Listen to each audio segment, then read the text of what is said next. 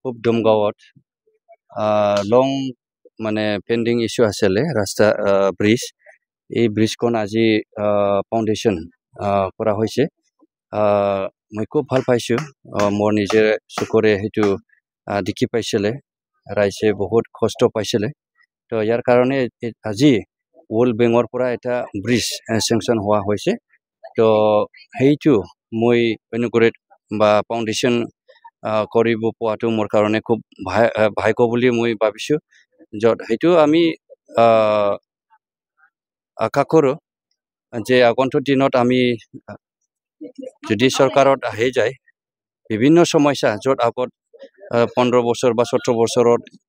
চকু দৃষ্টিত মানে অহা নাছিলে তো নিশ্চয় সেইটো আমি কৰিবলৈ সক্ষম হ'বলৈ বুলি মই আশা কৰিছোঁ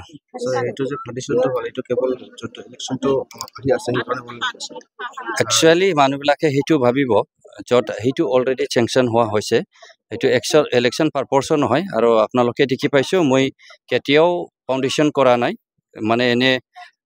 উইদাউট চেংচন আমি কৰা নাই আমাৰ চৰকাৰ হ'ল উইদাউট চেংচন আমি কেতিয়াও ফাউণ্ডেশ্যন নকৰে তো ইয়াৰ কাৰণে আশা কৰিছোঁ আৰু ৰাইজে বিশ্বাস কৰিছোঁ সেইটো আমাৰ BTR চৰকাৰৰ নহয় সেইটো ৱৰ্ল্ড বেংকৰ অলৰেডি চেংচন হোৱা সেইটো 100% হৈ যাব আৰু সেইটো নট অনলি ইলেকশ্যন মেটাৰত নহয় সেইটো সঁচাকৈ সেইটো আমি দেখি পাইছোঁ এই দুদিনৰ ভিতৰত MCC লাগি যাব ইলেকশ্যন শেষ হোৱাৰ লগে লগে সেইটো ষ্টাৰ্ট কৰা হ'ব আজি ভিডিঅ চাই কিনে আৰু আপোনাৰ সমষ্টিত এইবাৰ ইলেকশ্যনত যোনটো কাম আৰু এইটো সম্ভাৱনাটো কেনেকুৱা আছে আপোনাৰ চৰকাৰ আৰু নিশ্চয় আমি বহুত জায়গাত পঢ়িছোঁ বা দেখি পাইছোঁ যে UPPLৰ প্ৰতি চাইডত বহুত ঢৌ আছে আৰু ৰাইজেও বহুত ছাপোৰ্ট কৰিছোঁ আগবাঢ়ি আহিছোঁ বিভিন্ন কমিউনিটিৰ আৰু বিভিন্ন শ্ৰেণী মানুহবিলাকে আমাক সহায় কৰি আছোঁ তো সেইটো আমি আজিৰ দিনত ক'ব পাৰোঁ বা বুজি পাওঁ যে UPPL ইয়াত